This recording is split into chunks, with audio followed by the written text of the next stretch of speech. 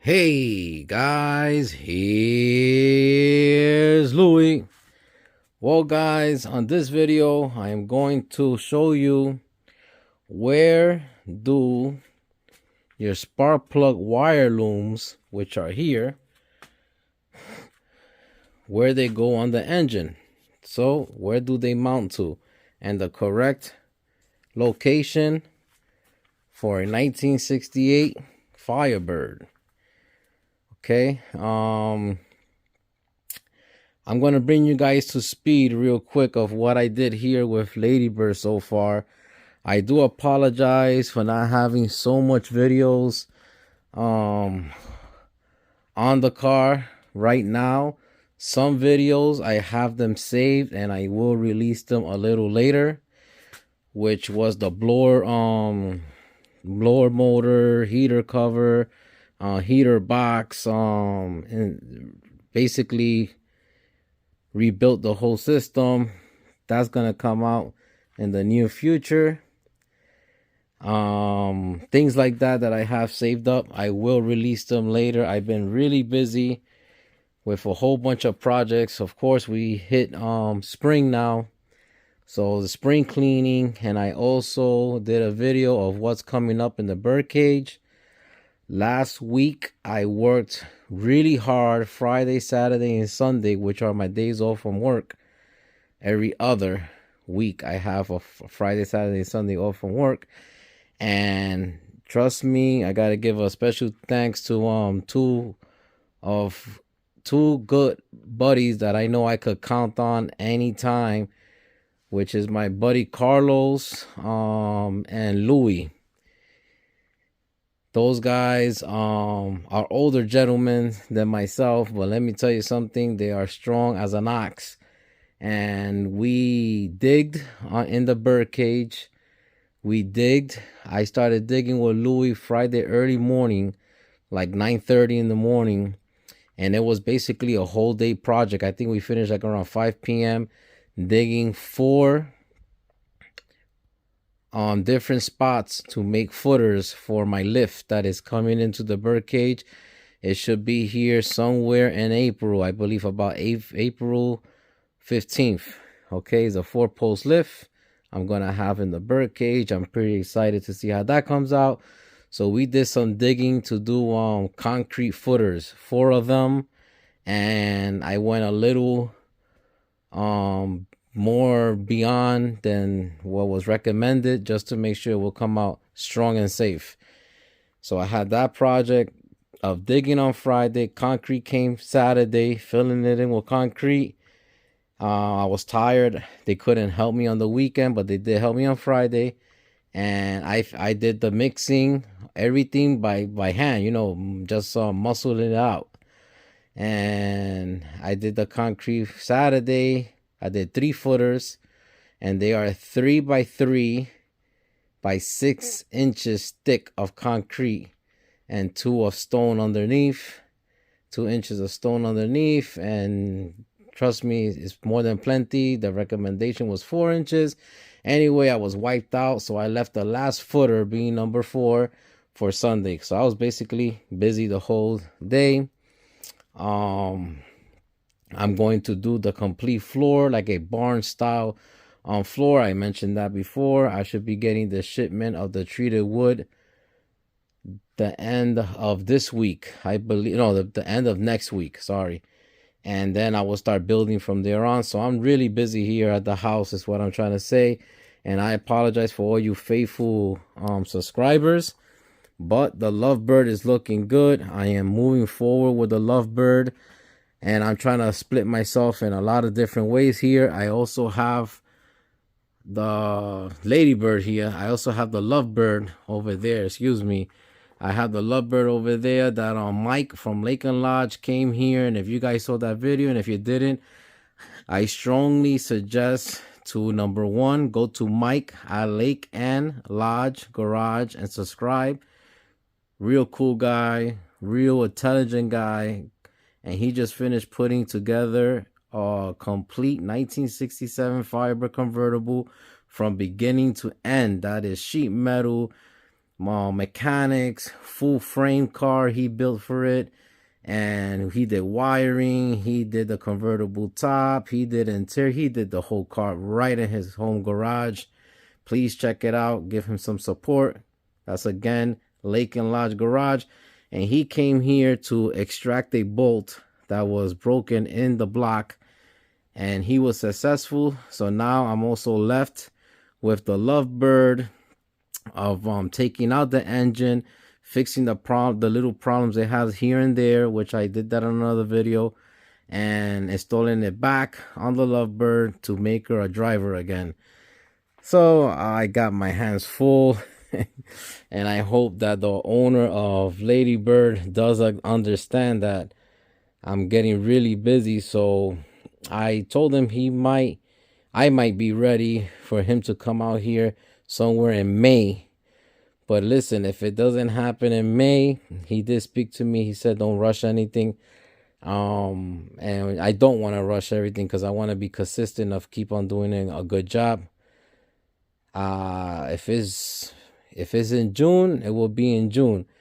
But I'm not left with a whole lot of stuff to do, but I'm still left with things to do, if you can understand that. Anyway, with Ladybird here, I think I already explained in a video that I did all the power steering system, the pulley system, the belts, all that kind of stuff I put in. I also primed the engine, which I'll put a little video maybe towards the end of this video of me priming the engine. But whole bunch of stuff I did to this car. I also plumbed the brakes. Okay, I did the driver's side, left side, the main one that goes on the engine cross member. He brought it to me like that already. I just made sure everything was nice and snugged. I did the proportioning valve, the master cylinder, the brake booster, all the pedals under here, under the dash here, are installed. I just need to put the gas pedal in. Future video that's coming up will be me restoring this steering column. Okay, a lot of information is going to be on that video of what to look out for. But yeah, I did all that. I put also the brake lines underneath the car. I put the fuel line underneath the car. I did the gas tank. Everything is all plumbed, ready to rock and roll. I just need to bleed the brakes now, which I'll do it one day this week. What else? And then after that, basically what I'm going to be doing is taking off the doors. I want to take off these doors because there's still some grinding I need to do inside here and in here, where the previous guy that did the metal work on the car and had a whole lot of things jacked up on it that I had to fix. I have to grind his wells. He did really big and high wells, so I need to grind that down, make it nice and smooth. So I'll be taking off the doors, and when I take off these doors and I grind down the wells, I'm going to be sanding the dash, priming the dash, and painting it satin black. We decided to go with a satin black because a gloss black, number one, originally these cars did not have a real shiny dashboard. That's number one. Okay, I believe you should build your car how you want to build your car. The top I already did satin black, so whatever is not painted, I'm going to continue with the satin black. And that's because if I paint the gloss black and let's say it has any small dings or anything, I mean, they're going to stick out like a sore thumb. So I'd rather just have it a satin black and it'll look good and it won't show everything that's wrong with it, kind of, you know. Remember, anything that's glossy, you better make sure the metal is straight. And then I'll move to the floor, insulating the floor. And from there, if I have everything ready, I'm going to be putting the front sheet metal on. And I'm going to show you guys how to convert Camaro fenders to work for a first gen Firebird. Okay, and also the inner fenders. I can't wait till I'm up to this part, because once I'm up to the front sheet metal part and dialing everything in, I'm going to be sanding the E-coat, the black E-coat away. And this car is going to get painted a special way that maybe a lot of people out there do know. It could be done like that, and some people don't know, so it'll be a learning curve for some people. So stay tuned. Anyway, let's move with this video now. So here are the wire looms holders, okay, for your spark plug wires. And these are an aftermarket piece here. And so far everything looks good, everything looks period correct. They just messed up on one. Guys, it is what it is. A lot of things on these cars that they do aftermarket is not correct, but that's what we have, and that's what we have to deal with, right? So I basically marked them here. You're going to have one on your left hand cylinder head rear. So that means that this one is going to bolt to right here. There's a mounting hole that is 3/8-16. They all are 3/8-16. And this one is left cylinder head front. Okay, and that will be here. I also use a thread chaser, because even though this engine was rebuilt in a machine shop, I had one mounting point on that cylinder head that was really nasty. So I cleaned that up, okay? And then this one is the one that they screwed up when they did it aftermarket. So this one is right hand front valve cover bolt. So this one goes right here. You take off this bolt, you put this on, and you put the bolt and you torque it down. So you see how this is facing forward? Okay, the wire loom is facing forward. Originally, she's supposed to be facing backwards. That means this is supposed to go here, but there's no way in hell this is gonna go in here, because this curve is for it to go in the valve cover groove here. That's the only mistake I see that they did with this aftermarket piece here. And they give you 3 of these bolts, 3/8-16, even though online where the owner of Lady Bird ordered it shows you 4 bolts. You don't need 4 bolts, but the picture shows you 4 bolts. They should send you 4 bolts. You're gonna need 2 out of the 3. What else? And this one is for the intake manifold. So it's right hand intake manifold, last bolt towards the firewall. That's where this goes. Let me show you guys. So you will have to remove this bolt right here on the intake manifold and install this right here. Okay, that's how that wire loom holder goes. Another thing I did was install the ground straps on the car. For 68 Firebird, you only have one going from the firewall, the torque box section to the frame, and one from the rear cylinder head to the firewall. That's it. And then what's next? And another thing they messed up with is this one goes to your throttle bracket. So right here on throttle bracket, she's gonna have this little tang right here that goes inside one of these holes, which would be this one right here, and you bolt her down. Okay, but this doesn't get one of these bolts, and I think that's what the manufacturer, by the way, this is an inline tube. Okay, another name for inline tube is Motor City or something like that, I think, but they messed up. So for the one that goes in the throttle bracket, the loom holder that goes on the throttle, it takes a sheet metal screw. This happens to be an original one, and let me tell you something. The gentleman that I'm building the car for, Scott, he's a real blessed guy, because I just been throwing things at this car, and honestly, I haven't charged him for my things that I have been throwing on the car. And I think it works both ways, because he's been very, very, very understanding, Good guy. Anytime I tell him I need something for his car, he doesn't give me no hell, no back and forth. He goes right away, order it, and gets it to me as fast as he can. So when people are that understanding, I won't mind building cars for people.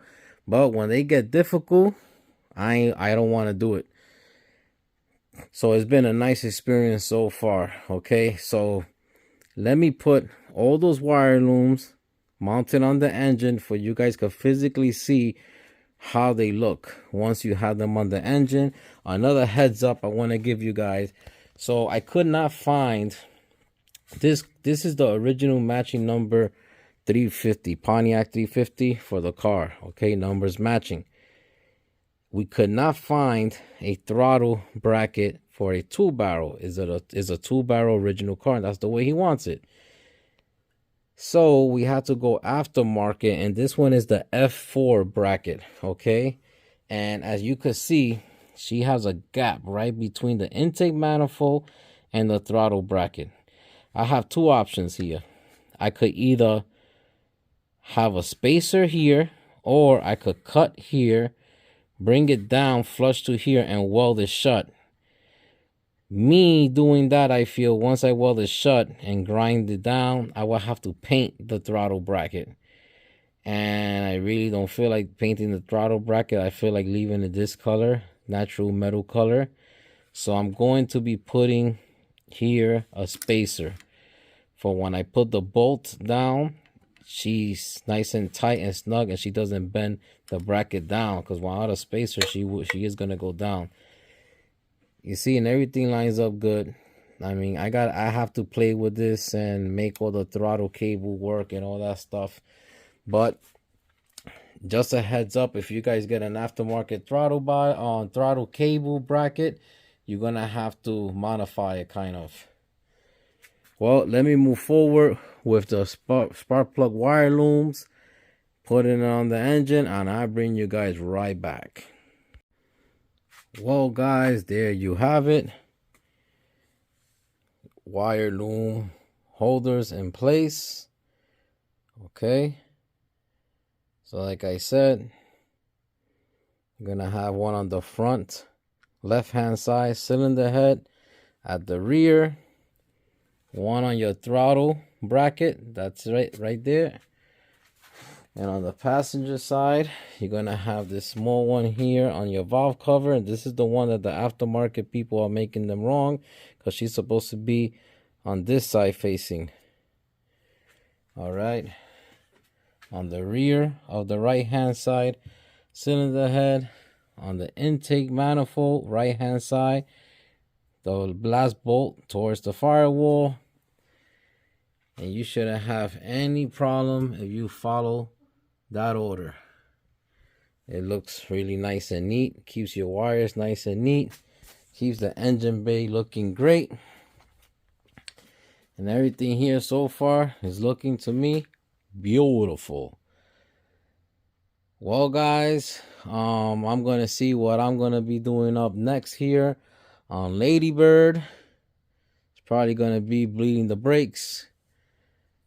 And then, like I said, I'll move forward and remove the doors and start grinding, sanding, insulating the top of the floor. And then I'm going to be moving to the front sheet metal so I can get the car sanded and painted. Like I always say, keep your hands dirty and your project will move forward. Take care now. Bye-bye.